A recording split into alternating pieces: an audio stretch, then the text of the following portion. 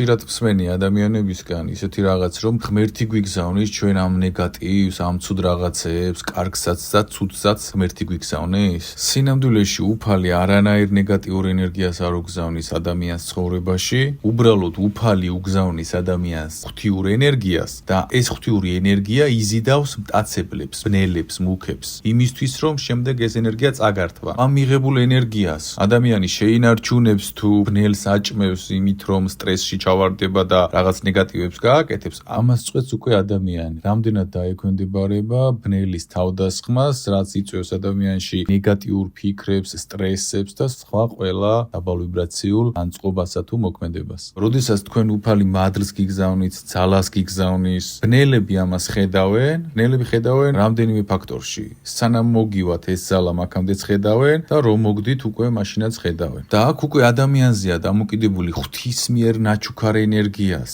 როგორ იყენებს ადამიანი ამ ენერგიას, ამაზეა დამოკიდებული ადამიანის ცხოვრების ხარისხი და ზოგადად მისი მთლიანი შედეგი არის დამოკიდებული სწორედ ამაზე, როგორ იყენებს ღვთის მიერ მიცემულ ენერგიას.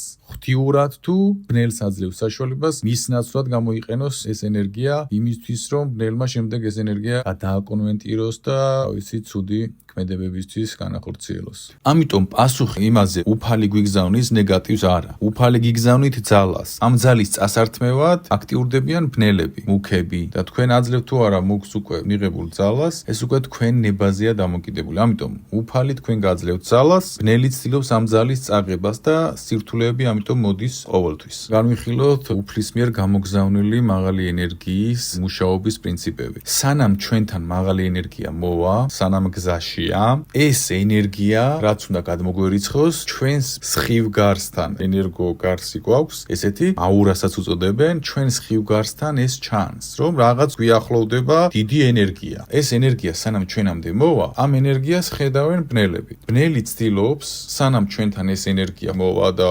გავჯანსაღდებით, მაღალ შედეგებს მივაღწევთ, წინ წავალთ, უკი ცდილობს გადაგვიბიროს მაქამდე. ნეგატივში, რაღაცაში, სანამ ეს ენერგია მოვა, როდესაც ადამიანს მძიმე მდგომარეობები აქვს ნეგატივებშია, სტრესებშია, ეს ყველაფერი ეს იმის ნიშანია, რომ რაღაც ენერგია უნდა მოსულიყო შენთან, მაგრამ საშუალება არ აქვს ამ მაღალი ენერგიას, რომ მოვიდეს, რადგან ბნელმა მოახერხა კონკრეტული ადამიანის სტრესში ან რაღაც ცუდში ჩასმა. ამ პრინციპით ასევე ხდება ადამიანის გადამოწმება. მაღალი ვიბრაცია რატომ არ მიდის პირდაპირ ადამიანთან, ყისიერად, იმიტომ რომ ამ ადამიანს თუ აქვს რეციდივი, დაქვემდებარება მუქზე, როდესაც ამ მაღალ ენერგიას მიიღებს, მუქი შეძლებს ამ ადამიანის ნაცვლად მაღალი ენერგია ისე გამოიყენოს, როგორც სურს. ამიტომ მაღალ ენერგიას, მაღალ ვიბრაციას თავისი ინტელექტუალური მექანიზმები აქვს, რის მიხედვითაც მოქმედებს. მან იცის, რომ ის ძალაა და შესაბამისად ისეთ ადამიანთან მიდის, რომელიც უძლებს მუქის ზეგავლენებს. თუ მუქის ზეგავლენებს ადამიანი ვერ უძლებს, ის მასთან არ მიდის. გზაშივე ჩერდება და ელოდება, სანამ ადამიანი გამოსწორდება. 100-დან 100%-ში არის ჩემი გამოცდილებით გეუბნებით, პრაქტიკებით გეუბნებით, ნებისმიერი თქვენი თავი აიღეთ. როდესაც თქვენ სტრესებში იყავით და გამოძვერით ამ სტრესებიდან და გახდით მშვიდი, თქვენში რაღაც ისეთი ძალები წამოვიდა, ისეთი ღვთიური ენერგიები, ისეთი შედეგები დადეთ. რატო? იმიტომ რომ ეს ენერგია გზაში იყო და რაც უნდა დაგრიცხოდა მთელი ამ ხნის განმავლობაში, არ მოდიოდა შენთან, იმიტომ რომ არ შეიძლებოდა ის ენერგია შენთან რომ მოსულიყო. ის რო შენთან მოსულიყო, იმ ღვთიური ენერგიით კონკრეტული ადამიანი ძალიან ცუდ რაღაცეებს გააკეთებდა. ამიტომ გაყინულია ეს ჩვენი ენერგია. როგორც კი ადამიანი მძიმე სტრესიდან გამოდის და რაც არ უნდა სტრესი იყოს, გამოდის, გადაწყვიტ ადამიანმა რომ დაანებოს ამ სტრესებს თავი, შვიდი შეუშვას თავის თავში. როგორც კი ეს პროცესი ხდება და როგორც კი უკვე ადამიანი თავისი მშვიდი მდგომარეობით გარანტი ხდება იმის, რომ მუქი ვერ ერევა, მას უკვე ერიცხება ძალიან დიდი ღვთიური ენერგიები და ეს ღვთიური ენერგია ყველაფერია. პირველ რიგში იმუხტება ჰიპოფიზი. ჰიპოფიზი ტვინში არის როგორც პროცესორი, ესე თქვა დამთვლელი. ეს ეხმარება თქვენ ტვინ სიმუშაოს ზეძალებზე. ინფორმაციები მოგდით, ჯანმრთელობა გიუმიყვა, ყველაფერი გიკეთილშობილდებათ. თქვენ კარგი მდგომარეობის ღირსი უნდა გახდეთ, იმიტომ რომ ეს კარგი მდგომარეობა არის მაღალი ვიბრაცია. და ეს მაღალი ვიბრაცია თქვენთან არასდროს არასდროს არ მოვა, თუ თქვენ 7-ში ბალანსში და ღვთიურ მდგომარეობაში არ ჩადგებით. სხვა შემთხვევაში ის რომ მოვიდეს თქვენთან, თქვენი ქაოტური მდგომარეობით, თქვენი სტრესებით და რაღაცეებით სხვა ადამიანებს ისე დააზიანებთ, რომ ვერც წარმოიდგინთ. რატო იცით? ადამიანი, რომელიც დაბალ მდგომარეობაშია, სტრესებში, ნეგატივებშია, მის სიტყვას, მის ქმედებას და მის რაღაც მოქმედებებს არ აქვს აღსრულების მაღალი კოეფიციენტი. რას ნიშნავს აღსრულების მაღალი კოეფიციენტი? დაბალი ვიბრაციის ადამიანმა შეიძლება თქვას, რომ შენ მოვკვდ, შენ დედლს. მაღალი ვიბრაციის ადამიანმა ესეთი რაღაც რო თქვას, იმ ადამიანს დაარტყამს ეს ერთ-ერთში. შესაძლოა მასეც მოხდეს რაც თქვა. მაგრამ დაბალი ვიბრაციის ადამიანს, ვინც სტრესებში და ნეგატივებშია, რაც არ უნდა იმეოროს, მის აღსრულების კოეფიციენტი არის ძალიან დაბალი. ანუ ძალა არ აქვს შესაბამისი, რომ ეს აღსრულდეს, რასაც აჟღერებს. ხშირად მესმის ხოლმე ეზოთერიკოსებთან განსაკუთრებით, რომ აფერმაცია აკეთე და ყველაფერი, ანუ აფერმაცია მუშაობს და ყველაფერი მუშაობს, მაგრამ ამ ყველაფრის საწვავი არის მაღალი ვიბრაცია, ღვთიური ენერგია, რაზეც აგებულია მთელი სამყარო. რომელი ენერგიასაც ექვემდებარება მთელი სამყარო და რომელი ენერგიას ექვემდებარება მთელი სამყარო? მაღალ ვიბრაციას და არა დაბალ ვიბრაციას. დაბალი ვიბრაცია უბრალოდ მომხმარებელია არსებობისთვის. მაღალი ვიბრაცია არის ღვთიური ენერგია, რომლითაც გაჯერებულია მთელი სამყარო და რომელზეც რეაგირებს სამყარო. მარტივ ენაზე ვიტყვი, რაც უფრო მაღალი ვიბრაცია გაქვს, ანუ რაც უფრო შიგნით მშვიდში ხარ, სიყვარულში ხარ, ბალანსში ხარ, მით უფრო ზემოქმედებს სამყაროზე, მით უფრო გისრულდება სურვილები, მით უფრო მიდის ლოცვები სამყაროსთან უფალთან. საქმე აფერმაციებში, ცალკეულ რაღაც სურვილებში კი არ არის, რომ დაწერე ფურცელზე და აგისრულდება. არაფერი არ აგისრულდება, გარანტიას გაძლევ, ძალა თუ არ გაქვს შიგნით საწვავი. ავტომობილი როგორ წავა კილომეტრებზე თუ საწვავი არ აქვს შიგნით. გააცნობიერეთ ეს. ძალაზე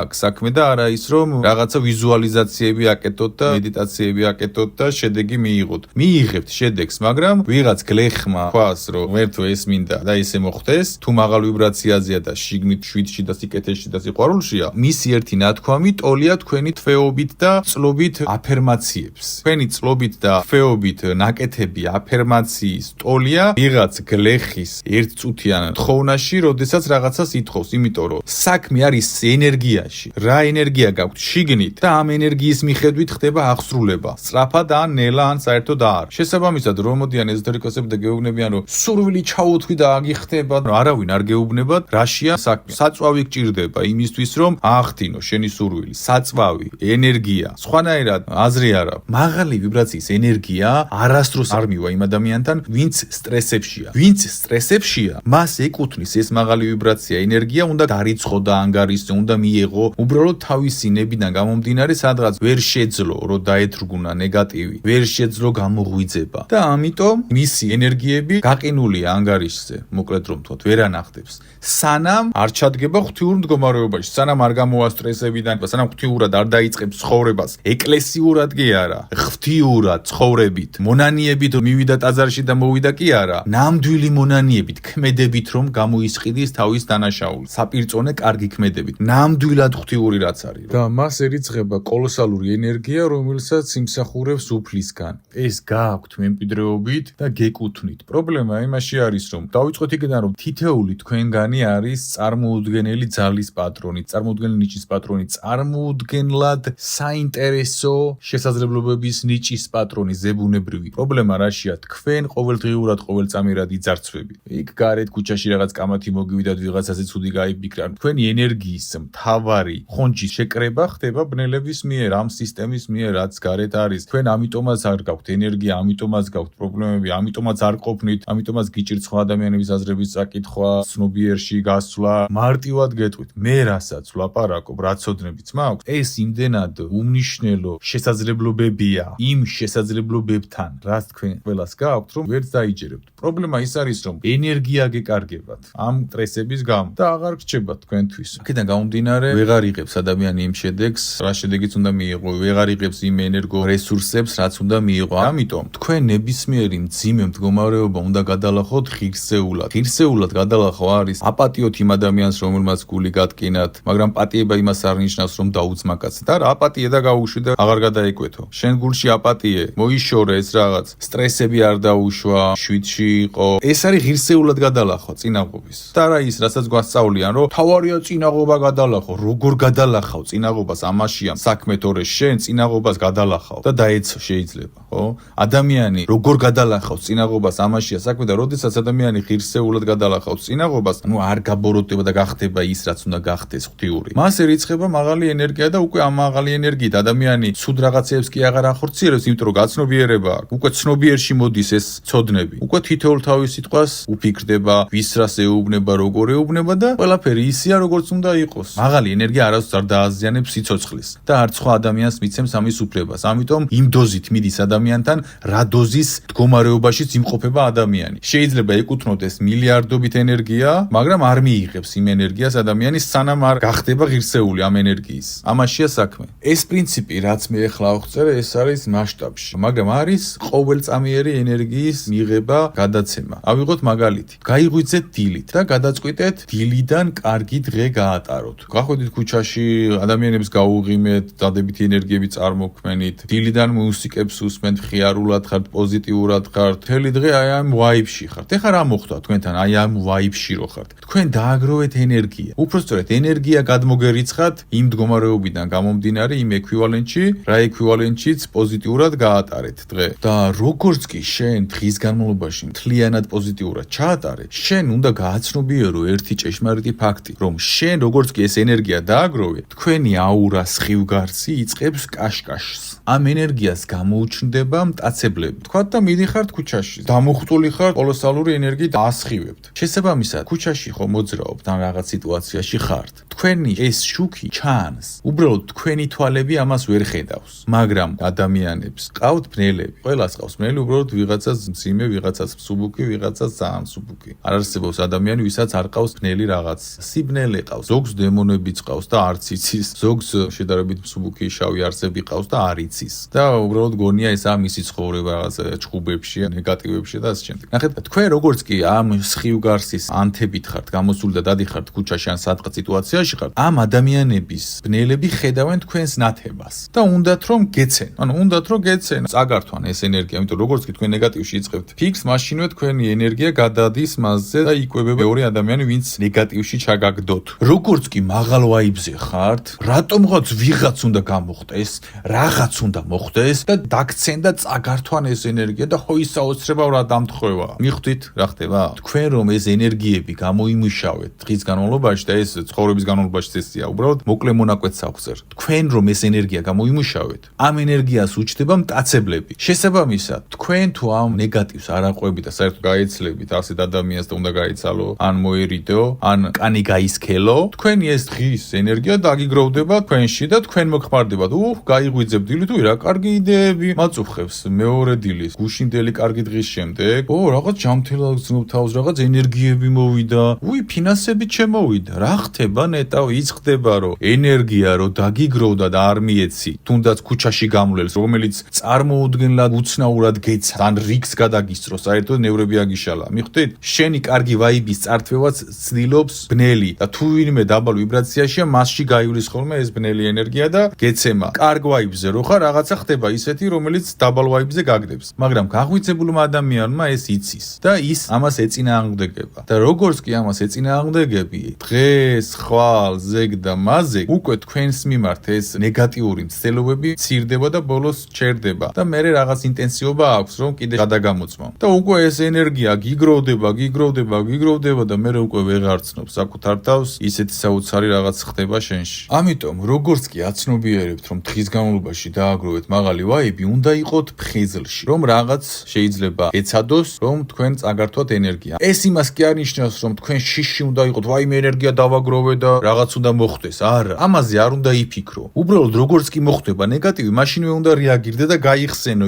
ის, რაზეც ეხლა ვისაუბრე. რომ საქმე პირადული კი არ არის, ვიღაცამ რიგი კი არ გადაგისრო, ვიღაცა მანქანიდან კი არ შემოგზახა რაღაც. არამედ საქმე სხვა რამეშია. თქვენი გაძარცვის მცდელობა მიდის, რადგან ენერგია დაგიგროვდათ. და როდესაც ამას აცნობიერებთ, უკვე თქვენ აღარ რეაგირებთ ამაზე ისე, როგორც ადრე რეაგირებთ. თქვენ უნდა დაინახოთ ამ ნეგატიური მოვლენების უკან რა დგას.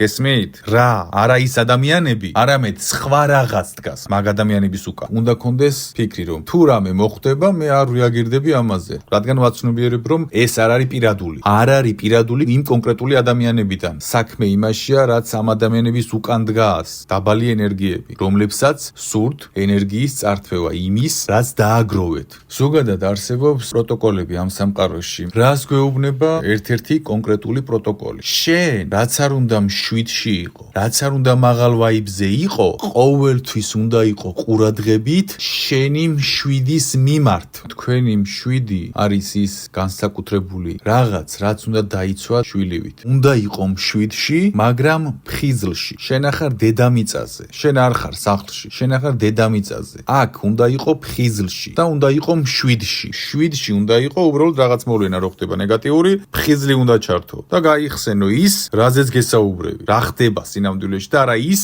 რაც შენ გონია რო ხდება. იმ კონკრეტულ ადამიანთან, რომელთანაც რაღაც პირადული გგონია. ცნობიერი გქონდეთ ცნობიერში. თუ რაღაც უცებ ხდება ნეგატიური, ცნობიერი გქონდეთ ცნობიერში. და ამ მეთოდით თქვენ თავს ერთ თვეში ვერ იცნობს. ეხა ნებისმიერმა ადამიანმა რო გააცნობიეროს, რას ვეუბნები ბოლომდე, ნებისმიერი ადამიანი აიღეთ და ერთი თვე გრამი სტრესი არ დაუშვას. ეს ადამიანი საერთოდ ვერ იცნობს საკუთარ თავს. ნებისმიერი ადამიანი აიღეთ, გარანტირებულად გეუბნებოდ ვერ მოახერხებს ამას თავიდან, იმიტომ რომ იქ ნეგატიური ფიქრები შემოუვარდება, იქ ვიღაცა უცხო ადამიანები გამოჩნდება, როგორც კი ადამიანები იწყებენ დაპრაქტიკებას სიმშვიდის და ამ ყველაფრის, ისეთი რაღაცეები ხდება, საერთოდ შოკში ადამიანი რა ხდება, ესეთ ზებუნებრივი თუ ხდებოდა ჩემს ვირგლივ არც მეგონაო, რატო? იმიტომ რომ ყველაფერი ცდილობს რომ ისევ იქ დაგაბრუნოთ, სადაც იყავით, იმიტომ რომ იქ მუქებისთვის კარგი ენერგო გენერატორი ხართ. ესმით? მაგრამ ერთი რაღაც იცოდეთ, არავის თქვენზე ძალაუფლება არ გააჩნია. არავის ამ სამყაროში, არავის უფალსაც არ გააჩნია, უფალმა მოგცათ ეგ, ნებიდან გამომდინარე ისე უყვარხართ. ჩვენ აკეთებთ ამას თქვენი უმეცრებით და ჩვენ ვაკეთებთ ჩვენი უმეცრებით. ბევრმა შეიძლება იფიქროს, რომ აუ ამას რა გააკეთებს. ავტომობილს რო სწავლობთ პირველად. თავიდან ხორთულია, უკან სარკეში იყურები, ვაიმე ვინმე არ დამეჯახოს, მერე საქარემინაში იქ დაძაბული ხარ ატარებ. პირველი დღე, მეორე დღე, მესამე დღე და მეოთხე, მეხუთე, მეექვსე დღეს უკვე რა ხდება? მეშვიდე, მერვე დღეს, ან ერთი თვის მერე. უკვე მოდუნებულად ატარებთ, ვეღარც გძნობთ ამას. ისეთივე პრინციპით ხდება იმ ცნობიერის გამომუშავება, რასაც მე გეუბნებით ამ ცოდნაში, რომ ეს ყველაფერი ავტომატურად გადავა შემდეგ ქვეცნობიერში და ავტომატურად რეაგირდებით. თავიდან გაგიჭირდებათ მუშაობა მოგიწევთ, მაგრამ მე უკვე მიხვდებით, რომ არ უნდა აუყო ეს ხდება. მე გაგახსენდება და ავტომატურად ხდება. მე უკვე ამ მექანიზმების ჩანერგვა თქვენს თავში, აბა დასვი პირველად რო დაჯდა საჭესთან. შოკშია პირველად ადამიანი საჭესთან რო ჯდება და ქალაქში ატარებს, შოკირებული რა ეს ადამიანი. თვალები გაფართოებული რო აქვს, შიში რო აქვს და აი რა ხდება უკან იქეთ რა ხდება, აქეთ რა ხდება, ვინმე არ დამეჯახოს. მაგრამ საკმარისია რაღაც პერიოდი ისწავლო, გაიარო და უმერე ავტომატში გადადის. სარკეშიც უკვე ავტომატურად იყურები უკან, გვერდით ვინმე ხომ არ გეჯახება, ყველაფერს უკვე აკონტროლ ავტომატურად. ისეთივე პრინციპით მუშავდება ეს მეთოდი და ვინმე თუ იფიქრებს, ой რა რთულია, არაფერი არ არის რთული. ყველაფერი არის მარტივი, როგორც ავტომობილის ტარება. დასაწყისშია რაღაც რთული და მერე უკვე ავტომატზე გადადის. ამიტომ ნუ გაირთულებთ რაღაც თავში, რომ რთულია ის, რასაც ვამბობ. რასაც ვამბობ არის მარტივი, უბრალოდ ამაზე მუშაობა მოგიწევთ. არიან ადამიანები, რომლებსაც კონკრეტული მისიები აქვთ ღვთიური ცხოვრებაში. ზოგი ადამიანი შესაძლოა ყანას თოხნიდეს, ზოგი ბუღალტერი იყოს და ზოგი კიდე რა იყოს და ზოგი რა. მაგრამ დიდი მისიები აქვთ მიცემული. ბუღალტერი იქნება თუ სხვა პროფესია, ეს ადამიანი ირჩევს. დროებითი ცნობიერის გააზრება, ის რაც ჩვენ ვართ. ჩვენი სული არ არის დროებითი ცნობიერის გააზრება, არამედ ცნობიერის გააზრება, ანუ მუდმივი ცნობიერია. მაგრამ ჩვენ დედამიწაზე მოსულები რო ვართ, ჩვენ ვართ ცოტა დროებითი ცნობიერის გააზრება, აი რამდენი წელი ცხოვრობთ ამ დედამიწაზე, იმ წლების ცნობიერის გააზრება ვართ. შესაბამისად, ჩვენი ცნობიერი გარემო სისტემებიდან და ბევრი ფაქტორებიდან გამომდინარე, ირჩევს რაღაც პროფესიებს და ამაში ვართ, მაგრამ ეს იმას არ ნიშნავს, რომ ჩვენ ეს ვართ სინამდვილეში. ადამიანებს აქვთ დიდი ნიჭები, უბრალოდ არიციან ამის შესახებ. როდესაც ესეთი ადამიანი კონკრეტული მისიით არის მოსული, ამ მისიას უკვე საერთოდ სხვა ბნელი ძალები ებრძვიან. და ასეთი ადამიანები როგორც წესი ძალიან მძიმე მდგომარეობებში არიან. ან ფიზიკური ჯანმრთელობის პრობლემები აქვთ სერიოზული, ან დეპრესიები აქვთ მძიმე, ან დემონის შეჭრები აქვთ, ან რა და ან რა. და ზოგს ესე არა აქვს. იმიტომ რომ ზოგმა მოასწრო გამოგვიძება რაღაც ცნობიერში განვითარება, საკუთარ თავში ინფორმაციების და შეწინააღმდეგება და უკვე როდესაც შენში ცოდნა შემოდის, ვეღარაფერი ვეღარ გერევა. მაგრამ ყველა ამას რო ვერ ახერხებს და თან დაჯილდოებულია ნიჭით და ძალით, აი მათ უკვე მძიმედ უწევთ გავლა პროცესების. იმიტომ რომ გაცნობიერება არა აქვს, ვინ არის და აქვს კოლოსალური ძალა და ეს ძალა იზიდავს ბნელებს. და ესეთ ადამიანს უფრო მეტი მოეთხოვებათ სისუფთავეში სიტყვების კონტროლი, ფიქრების კონტროლი. ასეთი ადამიანებისთვის არ შეიძლება ნეგატივის გამოხატვა, ჭუბი, კამათი, სტრესი, ამ ადამიანებმა უნდა გამოიმუშაონ საკუთარ თავში ეს. თუ არ გამოიმუშავებენ, არ ხდება მათი განთავისუფლება. იმიტომ რომ როდესაც დიდი ენერგია გაქვს ბოძებული და შენი ძალის შესაბამის სისუფთავეს თუ არ იცავ, უკვე ასეთ ადამიანს ერევა ნელი ძალა. იმიტომ რომ შენ თუ მილიარდი გაქვს, მილიარდი დოლარის შესაბამისი დაცვა გჭირდება. თქვა მილიონი რო გქონდეს ანგარიშზე, მილიონი დოლარის ეკვივალენტის დაცვას იქირავებ. ხო ესეა და გეყოლება. მაგრამ მილიარდი რო გაქვს და ტრილიონი რო გაქვს, შენ მილიონერის დაცვა ვერ დაგიცავ. შენ გჭირდება პროფესიონალი დაცვა. და ეს დაცვა არის ის, რომ შენ უნდა იყოს შესაბამის სისუფთავეში. თუ ნიჭი გაქვს მოცემული, შენზეა დამოკიდებული ეს დაცვა რა სისუფთავეში გაქვს შენში. თორე შენ ვერავინ ვერ დაგიცავს. საკუთარი ანგელოზის კი ვერ დაგიცავს საკუთარი თავიდან. ამაშია საქმე, იმიტომ რომ ნება გაქვს. ამიტომ ასეთ ადამიანებს, რომლებიც ძალიან მძიმე მდგომარეობებს გადიან, მოეთხოვებათ საკუთარ თავთან იყონ აბსოლუტურ სისუფთავეში. სხვა გზა იმათ არა აქვს. ამიტომაც არიან მძიმე მდგომარეობებში, მძიმე დეპრესიაში, მთელი ცხოვრება აბულინგებდნენ, რაღაც ცუდებს უკეთებდნენ და თუ ეს ადამიანი არ განთავისუფლდა აქედან, ბოლომდე თუ არ გასუფთავდა, პატიება, იმღებლობა, ეს ყველაფერი თუ არ გააკეთა, სიყვარულს თუ არ გადავიდა, მაგას არავინ არ გაუშვებს ხელს, იმიტომ რომ დიდი ენერგია აქვს და ჭამენ ახლა მაგაზე ვარს ვინ იტყვის. არც ერთი მუქი არ იტყვის და მუქები რომ მოიშოროს, როგორც წურბელები, ამისთვის დიდი სისუფთავით უნდა გასუფთავდეს. ყველა იმ ძალის სისუფთავით უნდა გასუფთავდეს, რა ძალის ეკვივალენტით შიგნით აქვს პოტენციალში. ვერ იგებს ადამიანი საერთოდ რა ხდება, იმიტომ რომ კანონზომიერებებს ვერ ხედავს. როდესაც ადამიანი გადადის მშვიდში და არავინ არ აძლევს ადამიანს მშვიდში გადასვლის საშუალებას, შეიძლება ვიღაც ამერიკიდან მოვიდეს და ნევრები მოუშალოს. მეტაფორულად ვამბობ, მაგრამ ესეთი რაღაცები იწყება. თუ გინდა სასწაულები იხილო, დაიწყე ფიქრების კონტროლი, დაიწყე სიტყვების კონტროლი, დაიწყე მშვიდის შეშვება შენში და ისეთი უცნაური რაღაცები დაიწყება შენს ცხოვრებაში, ვერ დაიჯერე. ისეთი ხალხი მოვა ნევრების ასაშლელად, ისეთი ვიღაც გამოხდება, ისეთი რაღაცები მოხდება, რომ მიხვდები რაც ვსაუბრობ. განურჩევლად ყველა. უბრალოდ დაიწყე ფიქრების კონტროლი, სიტყვების კონტროლი, აღარ იკამათო, აღარ აიშალო ნევრები და დააკვირდი რა ხდება ირგვლივ. სასწაულები დაიწყება ირგვლივ, ოღონდ ბნელი სასწაულები. ისეთი ვიღაცები ეცდებიან შენ ნევრების მოშლას, ან ისეთი ვიღაცები გამოჩნდებიან, რომელსაც არ ელოდებოდი, არც გახსოვდა თუ არსებობდა და ასე შემდეგ და ასე შემდეგ. სასწაულის ხილვა თუ გინდა გააკეთე ეს, შვიდში ცხოვრება დაიწყე და დასაწყისში იქნება ეს მომენტი, მე აღარ გარდამავალ საზღვარზე ხდება ეს მომენტი, სანამ გადახვალ. და დაინახა რეები ხდება, საერთოდ აღმოაჩენ ახალ სამყაროს. რომ რაღაცა ცდილობს დაჟინებით დაგაბრუნოს უკან. მაგრამ როგორც კი საზღვარს გადალახავ, მე უკვე ეს ყველაფერი იცვლება საპირწონედ. არ აძლევენ საშუალებას რომ განთავისუფლდეს, იმიტომ რომ არავის არ ჭირდება მეწველი მომიტევეთ შედარებისთვის ძროხის გაშვება. მაგრამ მე მეწველ ძროხას ადამიანს კი არ ვადრი. არამედ რომ გააცნობიეროთ, მაგალითი მომყავს რა ხდება. ამიტომ არავინ არ უშვებს, ესე ადვილად და რთულია გადასვლა და როგორც კი გადადიხართ შვიდში, მე უკვე ყველაფერი უკვე თქვენ ხელში გადმოდის ძალაუფლება და ძალები. მაგრამ გარდამავალი პერიოდი არის რთული ყოველთვის. განთავისუფლება ამ ნეგატივებისგან, ფიქრებისგან, სტრესებისგან, სიტყვებისგან, გასუფთავება ნეგატიური და ასე შემდეგ. გარდამავალი საზღვარზე გადასვლა არის რთული და ადამიანებს ამიტომ გონიათ რომ აუ წარმოუდგენლად გონეთ. როდესაც გადადიხარ უკვე მაღალი ენერგიის საზღვარზე, როდესაც ფიქრების კონტროლს იწყებ, სიტყვების კონტროლს იწყებ, მორჩა შენ უკვე ისეთი წვალების გავლა აღარ გიწევს, რაც გაიარე იმ მონაკვეთში, სანამ შენ თავში ცვლილებები შეგქონდა. ეს იგივეა როგორც ავტომობილის მაგალითი მოგიყვანეთ, რომ თავიდან დაძაბული ხარ, რთულია, მე უკვე ავტომატში ჯდება ყველაფერი. და როდესაც ესეთი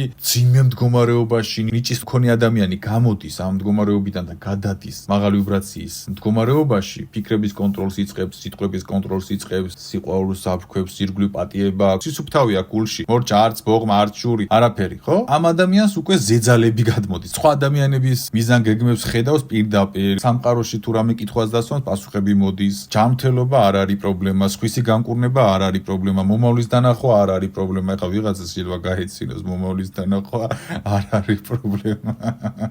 არ არის პრობლემა. შენი მომავლის დანახვა არ არის პრობლემა. იმიტომ რომ უკვე საერთოდ სხვა მდგომარეობაში გადადიხარ, იმ მდგომარეობაში რაც მოგეცა. დასკვნა რომ გავაკეთოთ. შესაბამისად, უფალი თქვენ არ გიგზავნით ნეგატიურ ენერგიას, უფალი გიგზავნით ძალას და ამ ძალისკენ იწევიან ბნელები, რომ იარსებონ. გაიმახსოვრეთ ესეთი ფორმულა. როცა მაღალ ვაიბზე ხარ, ალბათობაში გქონდეს ჩადებული, რომ რაღაც ცუდი შეიძლება მოხდეს. ელოდეთ შესაძლო რაღაც ნეგატიურ მოვლენას. შესაძლო.